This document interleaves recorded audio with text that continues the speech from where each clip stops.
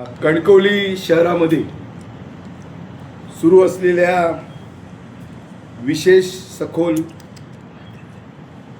पुनर्निरीक्षण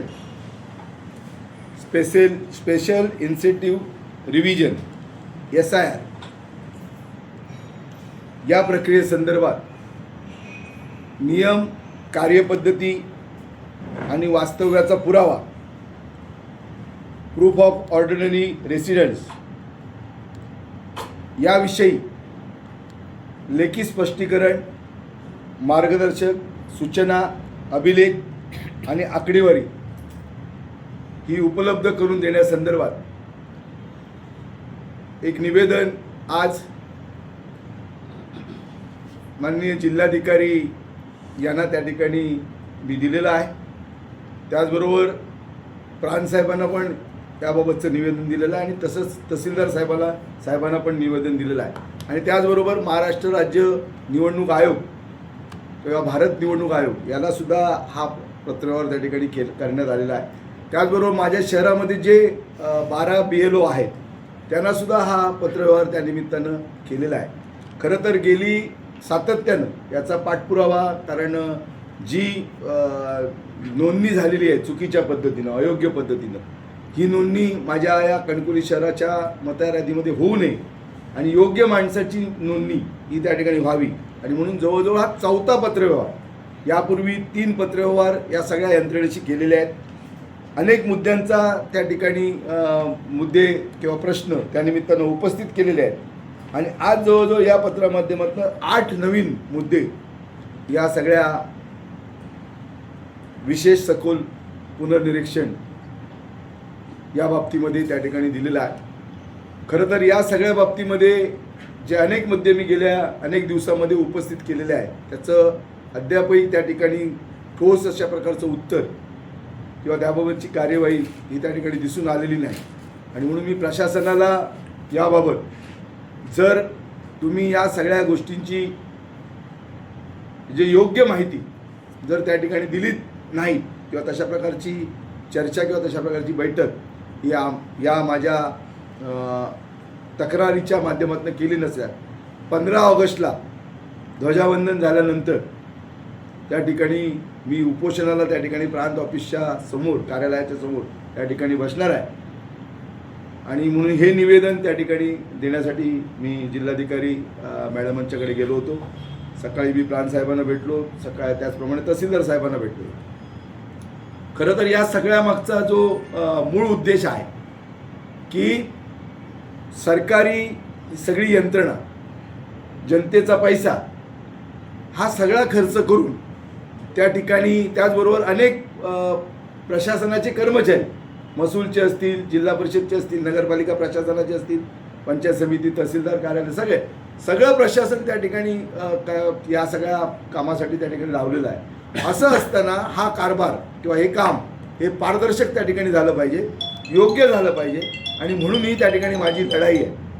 मी कणकवली शहराच्या संपूर्ण सगळ्या 12 बूथमध्ये आणि 17 वॉर्डमध्ये ज्या पद्धतीनं बोगस मतदारांची नोंदणी ही त्या ठिकाणी केलेली आहे, ही सातत्यानं त्या ठिकाणी प्रशासनाच्या समोर पुराव्यानिशी त्या ठिकाणी मी दाखवलेली आहे.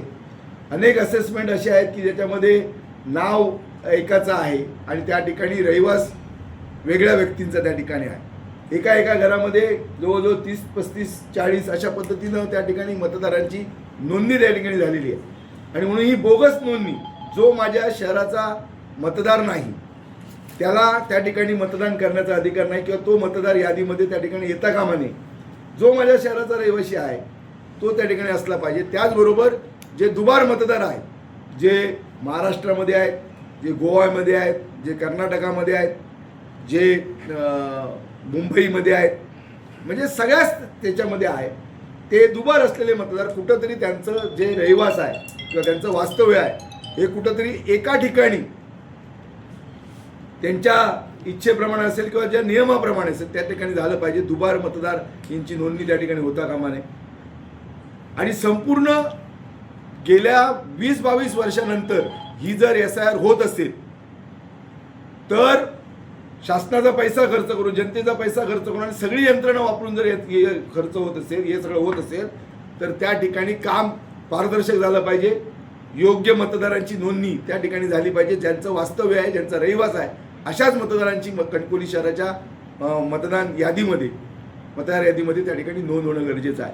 आणि म्हणून याबाबत सातत्यानं अनेक बैठका, अनेक ज्यावेळी प्रशासकीय बैठका घेतल्या गेल्या त्यावेळी सुद्धा अशा प्रकारचा आवाज त्या ठिकाणी उठवलेला आहे. आणि माझं म्हणणं आहे की प्रशासन असं सांगतं की हरकती घेण्याची आणि आक्षेप घेण्याच्या संदर्भामध्ये काही वेळ किंवा हे सगळं करण्यामध्ये एक टाइम टेबल दिलेलं आहे SIR मध्ये. मग याच्यामध्ये तुम्ही ज्यावेळी तुम्हाला हे चुकीचं दिसेल त्यावेळी तुम्ही हरकती घ्या.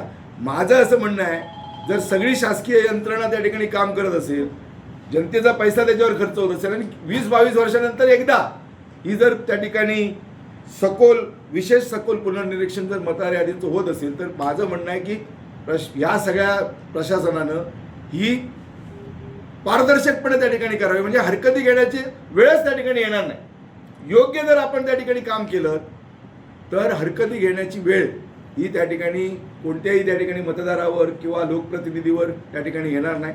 आणि म्हणून मी या निमित्तानं आपल्याला सांगतो की याच्यातलं जे गांभीर्य आहे, हे गांभीर्य त्या ठिकाणी आपण समजून घ्या, जनतेने समजून घ्यावं. कारण कणकवली शहरातल्या मतदारांची काय किंमत, म्हणून कणकवलीतला जो मतदार आहे हा योग्य मतदार असला पाहिजे, त्याचा रहिवास असला पाहिजे आणि त्याचं वास्तव्य हे त्या कणकवली शहरामध्ये असलं पाहिजे. एका घरामध्ये जवळजवळ 40-40 लोक त्या ठिकाणी राहतात. एखाद्या घराचं आडनाव पारकर आहे, पण त्या घरामध्ये पारकर दिसतच नाही. त्याच्यामध्ये जवळजवळ 40 गाडीगावकर आहेत. 15 शेडमध्ये जवळजवळ 30-40 असे मतदार त्या ठिकाणी भरलेले आहेत. आणि अशाच पद्धतीनं जे असेसमेंट आहे त्याच्यामध्ये अनेक भटक्या समाजातले लोकांची सुद्धा नावं त्या ठिकाणी नोंदण्यात आलेली आहेत, ज्यांचा कणकवली शहराशी काही संबंध नाही. आणि म्हणून माझी लढाई कणकवली शहरातला जो वास्तव्य आहे, ज्याचा रहिवास आहे, तोच या शहराचा मतदार असला पाहिजे, तोच त्या मतदार यादीमध्ये त्याची नोंद झाली पाहिजे. आणि म्हणून ती बोगस त्या ठिकाणी होऊ नये. आणि म्हणून जर आपण याचं पुनर्निरीक्षण करत असाल, सखोल आणि विशेष करत असाल, तर तशा पद्धतीनं प्रशासनानं काम करावं ही आग्रही मागणी त्या निमित्तानं आहे. आणि जर हे होत नसेल, याबाबत जर प्रशासन याची दखल घेत नसेल, तर 15 ऑगस्टला ध्वजावंदनाच्या नंतर प्रांत ऑफिसच्या समोर त्या ठिकाणी मी उपोषणाला त्या ठिकाणी बसणार. आपण जे म्हणताय की तुमच्याकडे पुरावे आहेत, पुराण्याशी तुम्ही सादर केलेलं आहे सगळं आपल्या हरकती. एकूण 12 बूथमध्ये किती जणांच्या बोगस नोंदणी आहेत असा आपला आरोप आहे?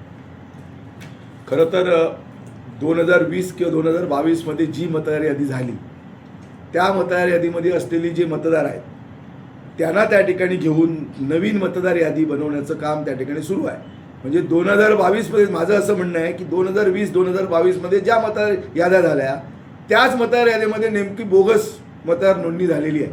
म्हणून ती ग्राह्य न धरता आजची परिस्थिती जाग्यावर जाऊन जे वास्तव, जसं तुम्ही BLOना प्रत्येकाच्या घरभेटीला पाठवलेलं आहे, त्या ठिकाणी फॉर्म प्रत्येकाकडनं भरून घेतले जात आहेत.